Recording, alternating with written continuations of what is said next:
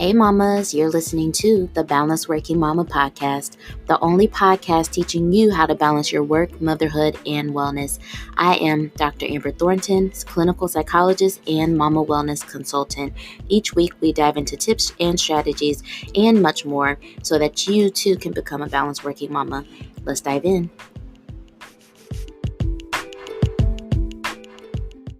Hey mamas.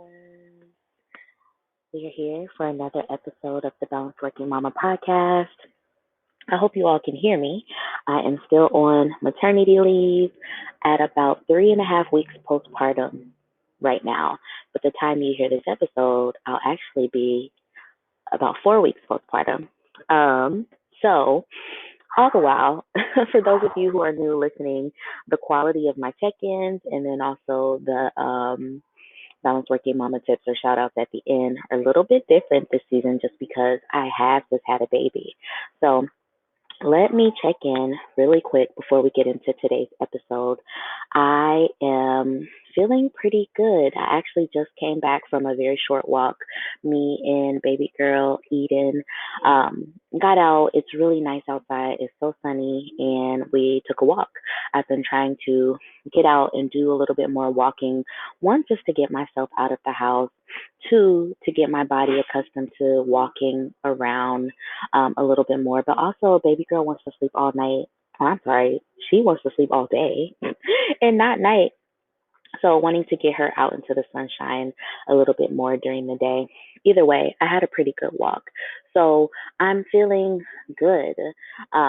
If you all have been following along on Instagram or even the podcast, I did talk about experiencing postpartum preeclampsia. And as of last week, my blood pressure readings have been solid. They've been so good in the normal range, and I could not be happier. You all, that is an experience that I don't wish on anyone. Even though my blood pressure, it was high.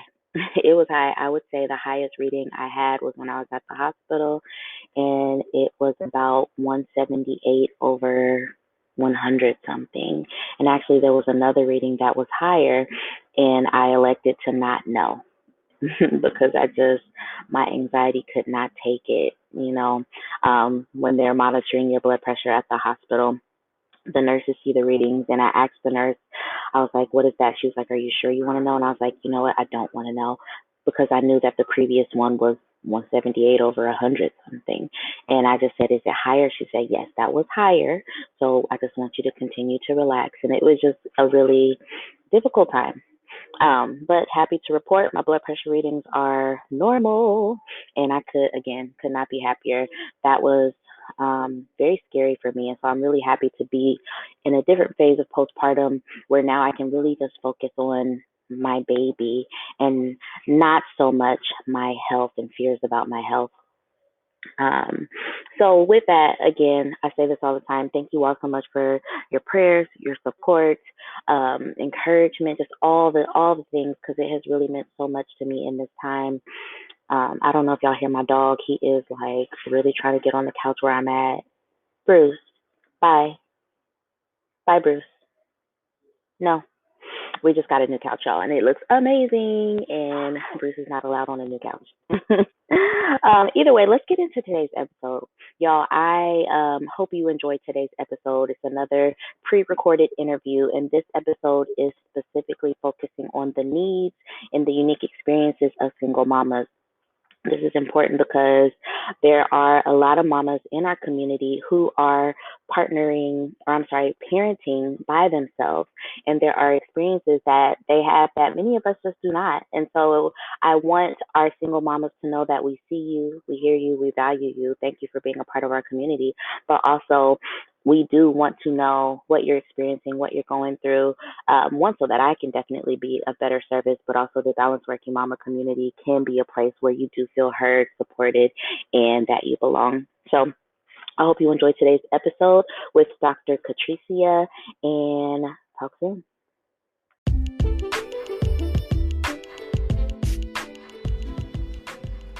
Hey, Mama, I'm so glad you're listening to the podcast, but I also want to connect with you on social media. So be sure to follow me and Balance Working Mama on Instagram. You can find me at Dr. Amber Thornton. That's DrAmberThornton, and Balance Working Mama at Balance Working Mama. BALANCEDWORKINGMAMA. Follow along, join in on the fun, but then also send me a DM to say hello. See you there. Hey, mamas, we are here for another episode of the Balanced Working Mama podcast. And we also have a special guest for today. I'm really excited to talk to her. I believe we actually connected in a clubhouse room a while ago. It's just so funny how, we make different connections and then we get to collaborate together. So this is definitely one of those examples. So I'm so happy to introduce Dr. Catricia to you all. So please say hello and also introduce yourself. Tell us a little bit more about what you do. Yes. Thank you, Dr. Amber, for inviting me onto your podcast to be able to speak to your community. As stated, I'm Dr. Catricia. I'm a board certified bilingual pediatrician.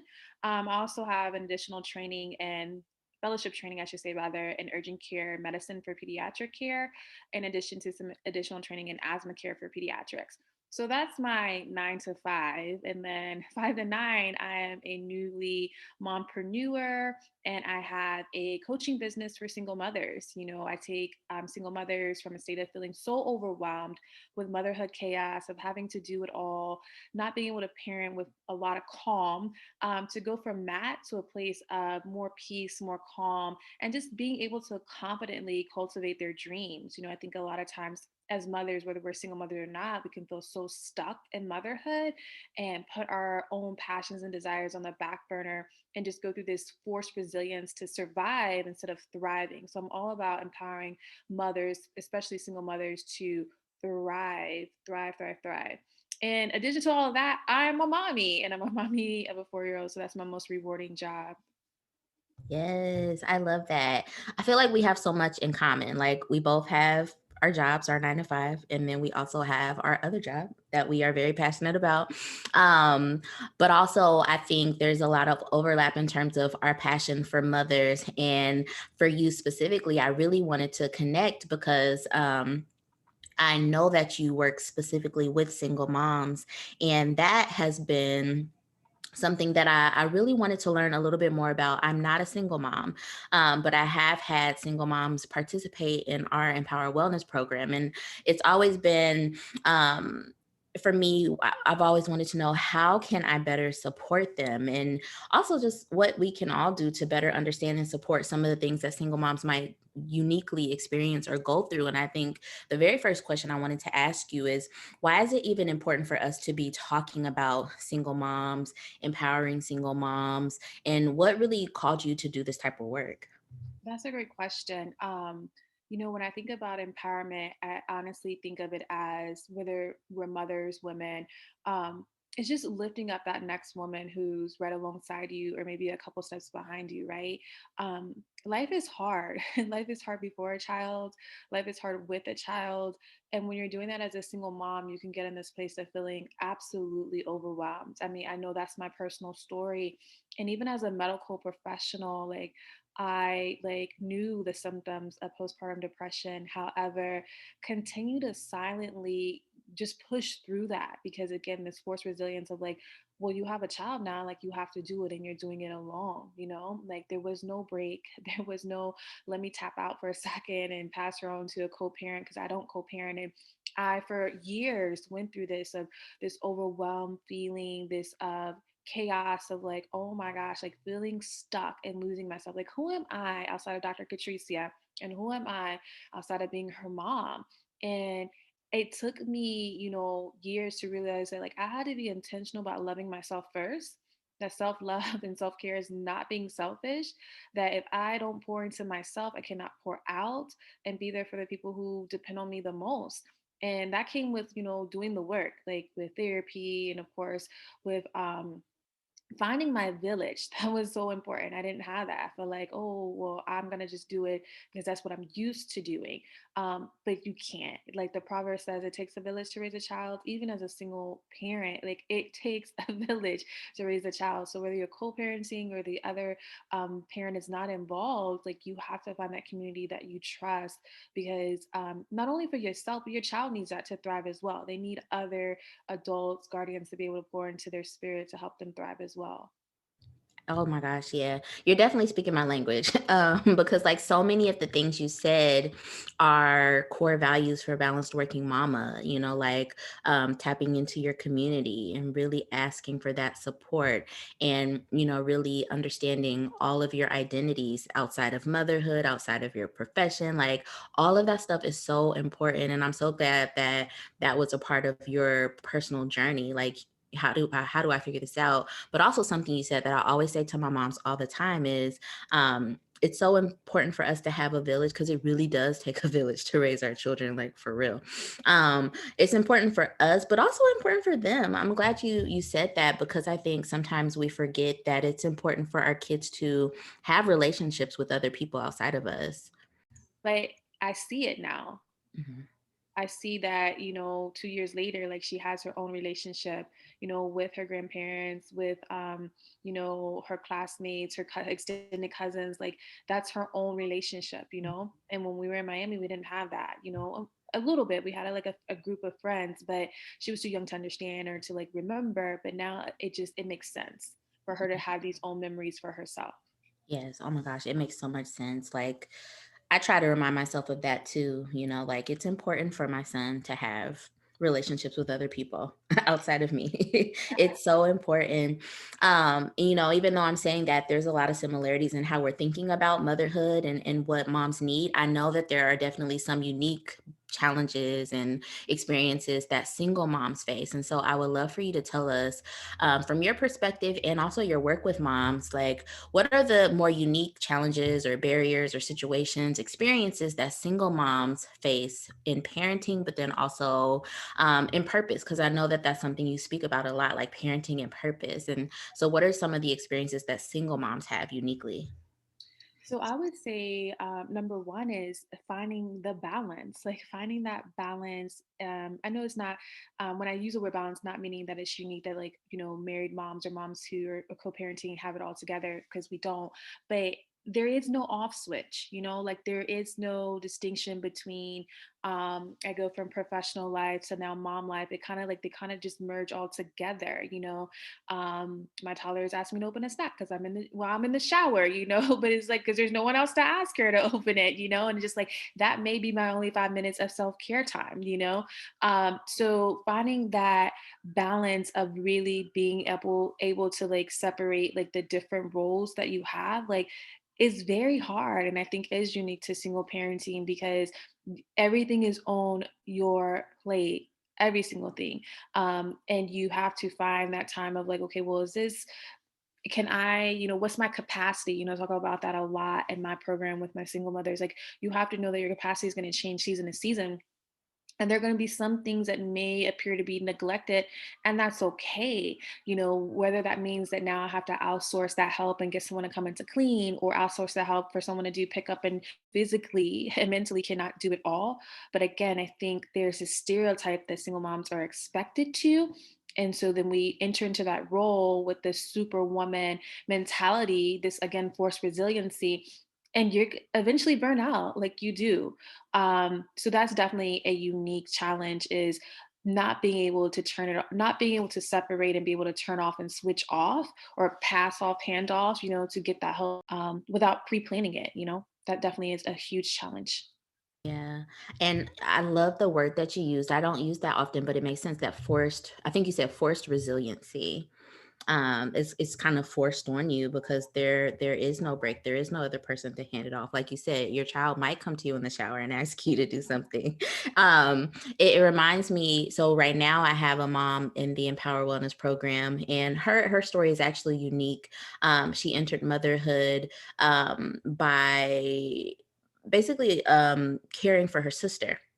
when it was needed for her to step up and be the person to be the caretaker for her sister. And she's essentially like a single mom, and so we had to talk about exactly what you said, like the boundaries around some certain things, and communicating with other people, and this expectation that she should be able to just do it and do it alone, and all of that, and how that was really unrealistic. And so it just reminded me of her, like everything you said. It was just like, yeah, I see that in her experience.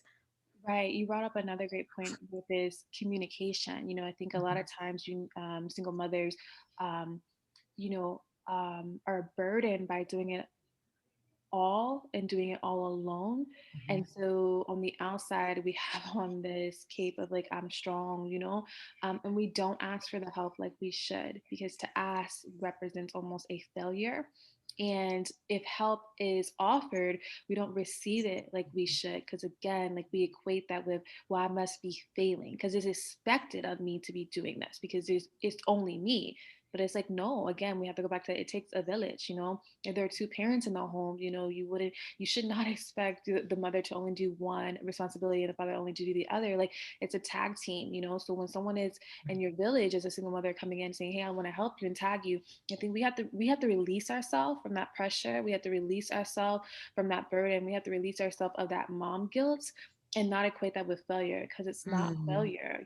Like it really goes back to remembering your capacity, remembering that you can't pour out of an empty cup. And if you Mhm. don't have those moments to yourself, you're still a human, you're still an individual first before being a mom. And to separate that from motherhood doesn't mean that you love your child less, doesn't mean you're less than of a mother. It means you're human and you have your own individual spirit and own individual purpose.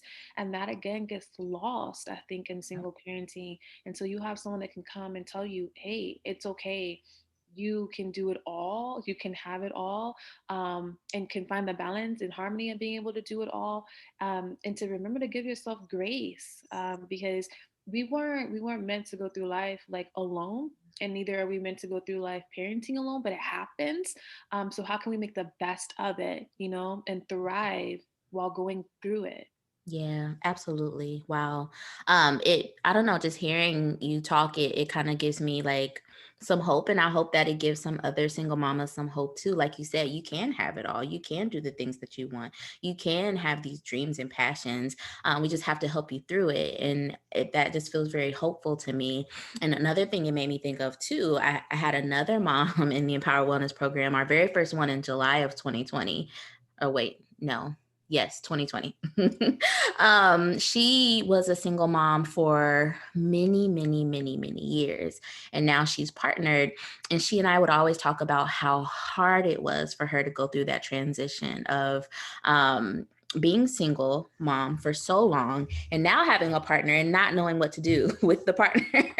And that, I think it just made me think of that too, like that transition. I think her experience was also that utilizing help or asking for the help meant failure on her part, because she had been doing it on her own for so long. So it was just such a big transition for her that she had to really adjust to. I can only imagine. I haven't transitioned into that space yet, but I think about that. I think about as I, entertain, like speaking to people in courtship, whatever, like, oh, okay, well, I'm so used to doing this, that like, how would I be able to create that space to allow them to feel welcomed? Um, and even outside of having a partnership or relationship or courtship, like I still struggle with even like asking for the help, like when it comes to my own DNA, my own family, right? Just like they kind of just have to kind of say, you good over there? Do you need a break? And I'm like, well, actually, like even though deep down inside I want to, it's just like I don't do it, because again, it's almost like, oh, I don't want to feel like I failed her or be labeled as like, oh, you're going over there living your own life, there's two extremes. There's the extreme, the mom, Mhm. single mom who's doing it all, wants to do it all, been able to do it all until she gets to a breaking point. And then there's the other extreme of the single mom who's like, not really around because she feels like she didn't get to live her life, whether that was because of a teen pregnancy or traumatic experience of how the child was brought into the world. So you see both extremes. But I think the middle ground is that mom who realizes that, hey, this is our family. It's about our time, like our every family looks different. This is our family, our family is beautiful just like every other family. But there's extensions of our family, which is our village, and that it's okay, for mommy to have her alone time. Like she's of age now to understand that conversation, so now it's almost like, hey, I need to be in the bathroom by myself. Like, just let me have my space, and she'll tell me the same, like, walk away, mom. Like, I want my space.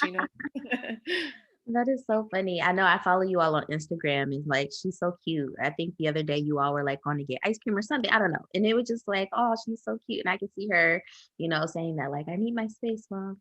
I need my space. That's Yeah. so funny. So I have some more questions for you. And I'm thinking about, of course, we're talking about some of the unique experiences that single moms have, but I'm definitely curious to hear from you. What have you found to be the best ways to really empower and support single moms? Because again, I think we might have really good intentions in how we support our single mamas and show up for them, but sometimes it might not be what they need, and or we really just don't know. So then we don't support as much as we could, or we say the wrong thing, like how have you found to be the best ways to really empower and support single mamas? That's an awesome question. So, for me, as a fellow single mother and in my coaching program, the most important thing I think, for that mother to come to realization of is to own her story.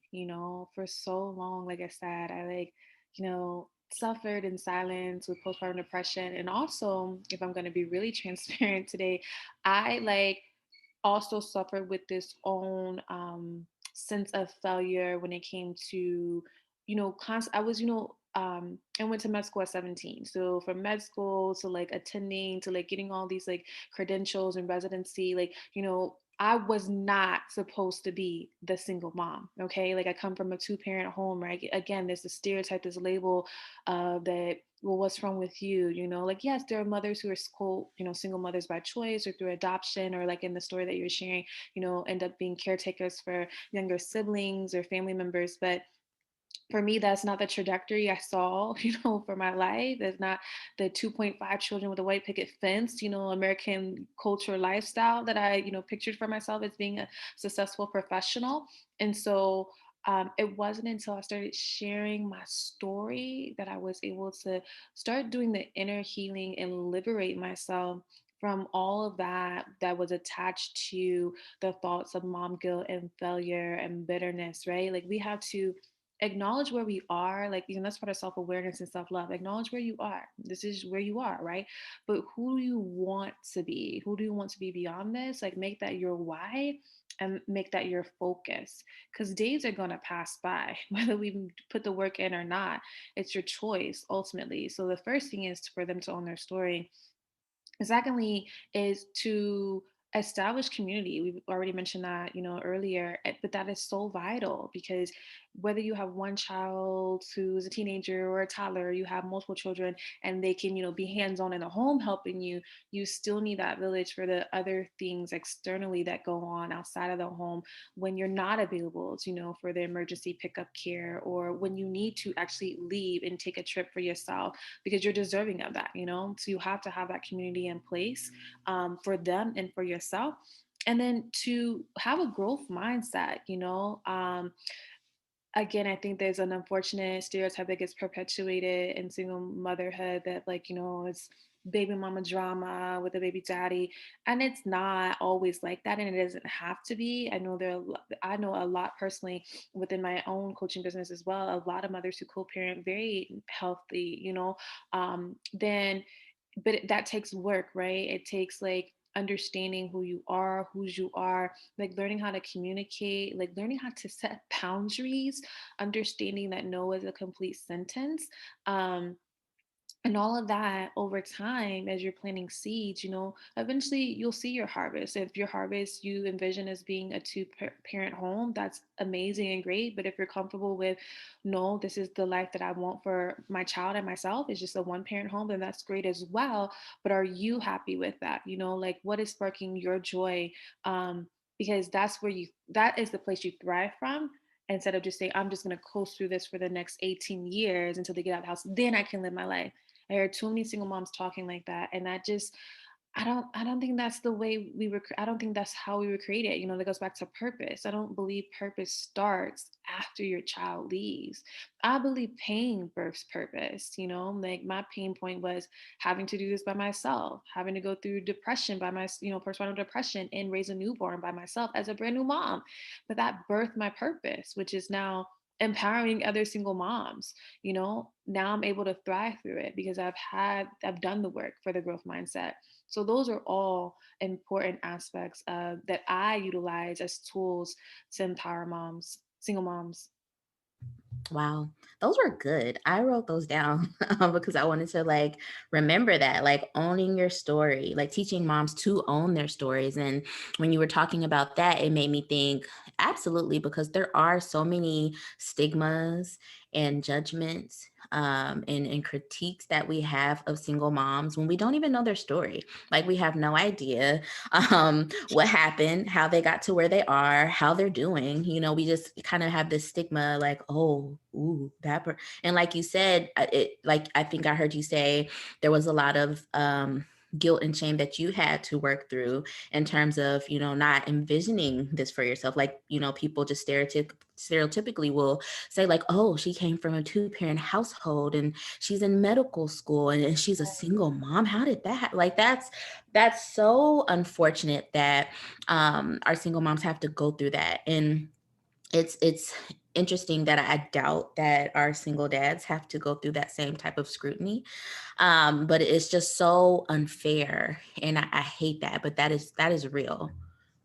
Yeah, definitely. Wow. And then when you were saying, I know that you talked about the village and we talked about that, that was really important, but then also the growth mindset. Like, I love that. I love that. And I think it's important for our single moms and our partner moms, but like, especially for our single moms, because I think, well, from my perception, and you tell me what you think, I imagine that there's a lot of like opinions that are being projected onto you as a single mom from other people, because their mindset is limited about what they believe that you can achieve and or maybe what they have achieved. So now they're putting all these limitations on you when you're saying, no, actually, we do need to have a growth mindset in terms of what we want for our lives and what we want for our families, and believe that things are possible. Exactly. And I really like that. Exactly. Oh yes, there's a lot of limitations that are placed on single moms, but just like there's a spectrum of partnered, families, married couples. Not every marriage is happy and blissful, right? Like, we live in a social media instant gratification world where we see highlight reels of people's best chapter, but Yep. no one's always posting like everything it took to get to that place, the foundation, all the tears that were cried, the sacrifices, right? So, but when we hear single mom, it's just, oh, well, something must have went wrong, like, oh, she must be better, but it's like, no, there are successful single moms who are out there, who are traveling the world, who are expats, nomads, living in other countries with their children alone, who are building businesses as single mothers, who are working professionals and taking the child to soccer, like at the same time, and doing it all and happy about it, and you can have that. Like, if your happiness doesn't come when you get to a certain place in life, happiness is what you're making of it and the situation that you're in the moment. Like the moment we're in now is our next. When we were in yesterday and 2 days before, we're like, oh, if I could just get to tomorrow, this is the tomorrow. Like, you have to live your fullest in this moment. Absolutely. And that's empowering. That's self-empowerment right there, to not allow your past, to halt you, but to catapult you, into your next. Because I believe that, like, everything happens for a reason. It all adds up, to build our character, and to direct us into different paths and journeys that we wouldn't have necessarily chosen for ourselves, but we end up there because of one situation or one chapter in our life. And in the end, it, becomes the greatest blessing, and again, in my case, like, it's revealing my purpose, like, again, you could have told me when I entered med school at 17, oh, 17 years later I'd be a single mom. Like, that's not my life, that's not my story. But you have to learn how to love yourself through the process. There's a great quote from Brene Brown that says, loving ourselves, through the process of owning our story is the bravest thing you can ever do, like, and that's just it. But when you have that village, when you have someone to keep you accountable, when you have someone you can share your story with, when you have someone who allows you to know, hey, you're not in this alone, then you're a little more brave in telling your story, when you find other people who are similar to you. Sharing your story liberates others, as I said when we first started this conversation, because I truly believe it's just not for you to hold on to the inside. It's for you to share with the world so the world can see that it is too possible for them as well. Like, think about all of our ancestors and everyone who's paved the path, like with opening doors before we made it to where we are. It was because they were, inspirations that we could aspire to, because they shared their story, like, had they kept that to themselves, we wouldn't know it's possible. Mm-hmm. Absolutely. I love that. I love it. I also see the value in sharing your story, and I agree, it's empowering and uplifting for us who share our story, but then also the people who hear it, like, they get to see what's possible, and it helps to release some limitations that they might be having, and it increases their growth mindset. So I love all of that. So another thing I wanted to ask you, what are maybe a few tips? Like, for instance, if we have a single mama who's listening today, and she knows that she wants to feel more empowered, or she wants to parent in purpose a little bit more, what tips might you have for her, or words of encouragement, or bits of advice? What would you say to her? The first one is to love yourself, to love yourself first, to love yourself fearlessly, to love yourself even through the messy parts. Because if you don't start with self love, like, you can't become fully who you were created to be, which is purpose. And if you don't first love yourself, we can't teach others how to love us, right? Loving ourselves and having self awareness heals that inner child. So then we are not parenting from a place of trauma and from past pain, but Yeah. parenting consciously and parenting in the moment out of love. I, as a pediatrician and as a parent coach as well, I really focus on parents to understand that our children, whether they could be splitting images of us, but they are not many versions of us. They have their own purpose, they have their own spirit, they have their own mind. And if anyone's raising a spirited wild child like I am, then they're gonna do what they want to They are do. going to do what they want to do. Like, irregardless of the plans you have for them, and that's always my hope and my prayer is that, like, God, whoever you created her to be, let her be that, like, and let me not, have my own traumas, and let me not bleed into that space. So love yourself first so you can be the best version of yourself for you, and then for them, right? Mhm. Everything follows after that. Yes. um be intentional about self-care. That's tip number two. Yes.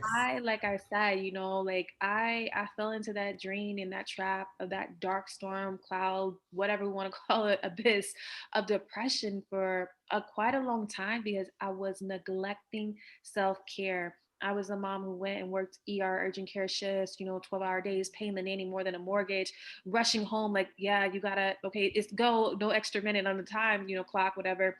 And then I would go home and nurse my child in the middle of the night and, like, wake up and play with her at the reverse 5 a.m. happy hour. And there was no break. I wouldn't pay the nanny extra to go get a spa day or nails. I was just like, nanny is there when I'm not there, and then I'm there when the nanny's not there. Mhm. And that caused me to burn out fast. Mhm. And it wasn't until I, like, it's funny now I can say it because she's 4, but she was like 2.5. And then one day I got in a mommy's Facebook group and I said, hey, it was for other mommy physicians. I was like, how old was your child when you first left them? Like, to go on a away trip. And people were like, other moms were like, 2 weeks, 2 days, like, they were even all these like young infancy ages. And I said, girl, get your Oh, mind. it's Like, time. Yes. exactly. Like, book that trip, go. Yeah. Like, it's too long. Like, did she remember that? No. But that was the moment really of like me starting to heal. That was in 2019. Yes. And from there, like I have been glowing up because now it's like I used to be that mom be like, oh, okay, I have extra time off. Let me go run and grab her from daycare. She look at me like, why are you here? No, now like I send that behind to school. I will pretend dress up in scrubs and drop her off and come right back home. And she's like, did you see the babies today? I sure did. Like, yeah, I went and checked on the babies. Let's sit at home watching Netflix. Like, go to school. So Yes. yes, be intentional about self-care. Self-care is not luxurious spa days all the time. Self-care as single moms, we think, oh, I have to have the money and the resources and the babysitter. Self-care can be having them play in their room and you go sit in your bed and go read a book for 10 minutes. Self-care can be partnering with other moms and saying, hey, you take Wednesday, I take Thursday, I watch your kids, you watch my kids, so just so she can have a moment just to like organize her closet. Like self-care doesn't have to mean that I'm flying, and taking trips somewhere. We're in the middle of a pandemic, can't really do that anyways. But it's a matter of like being intentional about what sparks joy in you Mm-hmm. and putting yourself on your calendar. It's not the, oh, I'll wait till she gets, asleep, or I'll wait till the dad comes and get them for the weekend. Like, no, be intentional about it, even daily, Mm-hmm. daily. And then my third tip is Mm-hmm. practice grace. Like, you have to give yourself grace. That was my word of all 2020. Like, you may have a routine, you may have a schedule, but kids are going to be kids. They don't come with books, and they surely don't follow the textbook that I study. They're going to Nope. do what they want to do. And as a single parent, you have to roll with it a lot, and give yourself grace. And don't you dare believe that you're not being a good enough mom because you serve them macaroni and pizza rolls on Friday night. It is what it is, like, Yep. don't you dare feel bad, that they wore the same frozen shoes with every outfit this week. It's okay. It is going to protect your sanity, and help you to bond better with your child, to parent with more calm, less yelling, for Mhm. you to get more time in for self-love, for you to be able to wake up earlier and practice gratitude. Then you're going to find that there's areas that may not be completely in balance the way you like, Mhm. but that's okay because that's the season you're in right now. And that's what grace is about. It's just going with day-to-day moments, moment by moment, and accepting it as it is, and change what you can change, and the things that you can't, like learning to have peace in that area while you're waiting Mhm. for those things to change. Right. Oh, I love everything you said. And again, I wrote it down like love yourself first. Absolutely. I literally was just telling somebody that the other day. And sometimes, I will say like sometimes it feels controversial, because I think we're socialized to think, oh, my kids first, kids first. But I'm like, no, it's you first. And then your kids, because if you are not taking care of yourself, if you don't love yourself, you can't really give as much as you think you're giving to your kids. And so that makes so much sense. But then also being intentional about self-care. That is so funny. You told the story of asking people when they first went somewhere without their child. Because for me, I remember me and my husband, we did so much with our son early on because I was very intentional. Like, look, I need time away. I knew that was something that was important, and like you said, it's not something that's going to make or break your child or the relationship, but also like they need that time away too. That it's important for them to build relationships. So like, I remember I had my son and our group of friends were like booking a trip to Jamaica, and I hadn't even had him yet. And me and my husband were talking about it, like, should we do it? And I was like, I'm going to feel so sad if I don't go. So we have to go. And so my son was 5 months, and that was our first big trip without him. And so we left him with the grandparents for a whole week, and it was fine. And I had the best time. And that also was a turning point for me. It was like, wow, I can be a mom and take care of myself. Like I knew I needed that time. Like I was in the midst of postpartum, a new mom. I needed to get away, and it felt so good. So it just made me think of that. But also, I'm also the mom that's like, oh, I don't have work today, but you're going to daycare. You are going. And I always talk it up. I'm like, you're going to school today, baby. He's like, yeah. And I'm like, look, like you said, he enjoys that. He needs to be there with them. He needs to be with his peers. He needs to be learning. And so it's just so important to be intentional about self-care, but then also practicing grace. Can't say enough about that. Like, so important for us to do that because it's needed. It's needed. There's too much pressure, too many expectations, especially for single mamas. Like, we have to parent with grace and give ourselves grace all throughout the process. Right. Yeah. It's a learning curve. They don't follow Hmm. books, neither do we. And we should be continuing to evolve as parents, as adults. I believe parents are the first teachers, but I also believe that your children can teach you as Hmm. well. There's a lot that you learn about yourself when you go Hmm. from adulthood and enter into parenthood. Like, I'm not the Hmm. same person, and I shouldn't want to be the same person. When my daughter's a newborn, from a toddler now, to her teenager years, I should still continue to evolve. Absolutely. So I have like one more question for you, maybe like one and a half. But I know that there are some mamas who are listening today who are not single mamas, but they might have friends who are single mamas, or, loved ones who are, or just in general, they might want to know, well, how can I support her better? And so, what would you say to the mamas who are not single mamas, but want to be better supports, better friends, better sisters? To their fellow single mamas? That's a great question. The first one that comes to the top of my mind is just genuinely be there to support, to check in on them. I think Mhm. in social media world, we can really quick be like, oh, okay, she good, she posted today, whatever. It's like, no, actually, let's call them. Mhm. If she says okay, are you really okay? If she says no, I don't need help, I'm gonna just bring this over to your house anyway. It's like, because she's gonna say okay. She's gonna give you the easiest answer. Because again, Yeah. not to feel like she's failing. So be genuine, and when you're checking in Mhm. on them. Another suggestion is, again, instead of asking, offer. Just like, hey girl, I ran by the store and I got this extra. Like, let me go ahead and run it over to you. Like, if that's what she Mhm. likes or needs, because she's not gonna ask, and a lot of times she probably won't accept. Um, be available for her family. Again, these suggestions are evergreen because it can happen anytime. But because we're living in pandemic times, but during holidays or something, that for single parents, especially who don't co-parent, that definitely could be a time of triggering and kind of bring up a lot of emotions. So extend the invitation for them, to be invited into your home when you're doing gatherings. Especially if her family is smaller, she doesn't live in town with a lot of family.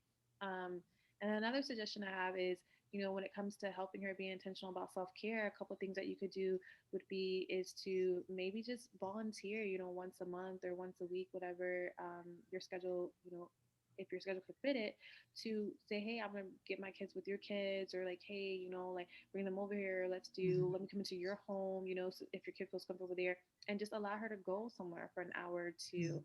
Um, if you're unable to do that, maybe like, purchase her an annual subscription, to like Mhm. Amazon Prime or like grocery delivery or something.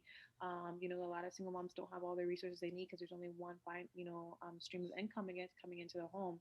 So those really, in summary, would just be my suggestion: is genuinely check on her, support her by offering services, offering your time, or even maybe like, purchasing something for her, because again, it's also pouring back into her and not just doing something for the kids.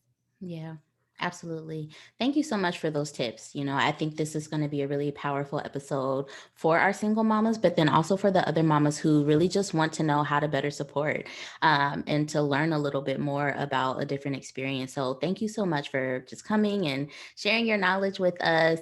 How can the mamas connect with you or follow along? Where can they find you if they want to reach out or just to connect with you? Yes, most definitely. So I can be found on my website, which is www.drmom,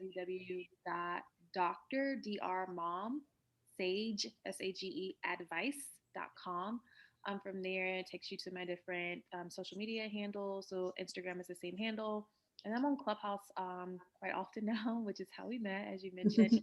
So on Thursday evenings, I do a lot about I talk a lot in rooms about conscious parenting with the Redefining Black Parenting group. So we're there Thursday evenings, and on Sunday evenings, I do a lot of single parenting chats with other fellow single moms and single fathers on Clubhouse. My handle is at single mom coach, all one word. Nice. Awesome. Well, I really hope that the mamas connect with you. I'm definitely going to be keeping you in mind just in case there's ever another single mama that I work with who might need some extra special support. So I will be sending her your way. But otherwise, thank you so much, Dr. Catricia, for coming and talk with us today. Yes, thanks so much, Dr. Amber, for inviting me again.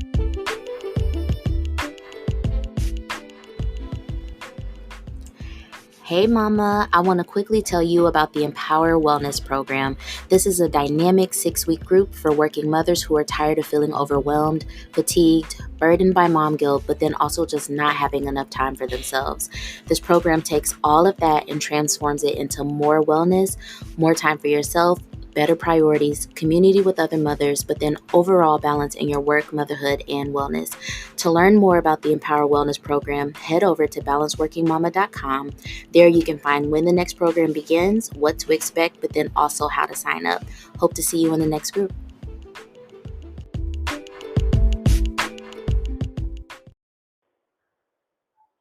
Okay, Mama. So I hope that you enjoyed that episode. So good to talk to Dr. Catricia. So glad that we connected. Shout out to all the social networking, whether it's Instagram, Twitter, Clubhouse. That's typically where I meet most of the mamas in our community, but also um, colleagues, other professionals, and people, honestly, that I now call dear friends. And so I'm so glad that I was able to connect with her and that she was able to share her knowledge and insight with us. And so, with that, I want to leave you all with one tip. And this is actually something that I got from Dr. Catricia in our interview. And it was something that she said that was so poignant and important to me that I felt like it needed to be restated. And the tip is that we have to be intentional and creative about our self care. This is for the single mamas, but also this is for the partnered mamas too, because I think within motherhood, in general, but especially for our single mamas, self care or wellness can be really hard to come by. There's so many things that you are doing when it comes to the needs of your family, the needs of your children, your work, all the other things that you have going on. And it can feel like wellness or self care or health um, needs to come last, or it's not as important as all the other things in a moment. But that is far from the truth. In reality, that is the most important thing because it allows us to continue to do all the things we need to do. So, with that, Dr. Catricia really encourages us to be intentional and creative about our self care and our wellness. And with that, she also reminded us to put yourself on your calendar. If we look at a calendar of a mama, I bet you it's got everybody else's stuff on there and maybe stuff for her work or things she's got to do for other people, but not herself. And so, with that, being intentional means scheduling yourself in and setting boundaries around that, taking that seriously, not feeling guilty about it. And if you do feel guilty about it, who cares? Still do it anyway. And so, that's what we're talking about. Be intentional, but also get creative. If you feel like you are struggling with being intentional with your wellness or getting creative about how to do wellness in this phase of motherhood that you're in, this is what Balanced Working Mama is here for. We can help you with all of these things. And so I highly encourage you, one, go to the website. Website is brand new. If y'all haven't checked it out, please go check it out at balancedworkingmama.com. There are a lot of things that can help, whether it's our wellness assessment, whether it is joining the Empower Wellness Program, which our next one gets started the first week of July, or working with me one-on-one. We can get you to a place where you are feeling really good about being intentional and creative about how you take care of yourself, because it is possible you might just need a little bit of support. Also, I encourage you to be in community with other mothers, and that is also a space that Balanced Working Mama can fill. We have a community of amazing mamas, and I have some ideas for how to make our community even more solidified in the future. So stay tuned. Continue to come on the journey with us so that you can be a part of that. Either way, again, be intentional, being creative about your wellness and your self care because it is a priority. Okay, mamas. Well, again, I hope you enjoyed today's episode. If it was of value to you, please share it with another mama you know, and we'll talk soon.